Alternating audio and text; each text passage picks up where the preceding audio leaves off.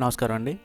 ఈ వీడియోలో నేను విండోస్ 10 64 బిట్ ఆపరేటింగ్ సిస్టమ్ని ఎలా యాక్టివేట్ చేయాలో చూపిస్తాను. నా లాస్ట్ వీడియోలో ఎలా వేయాలో చూపించాను.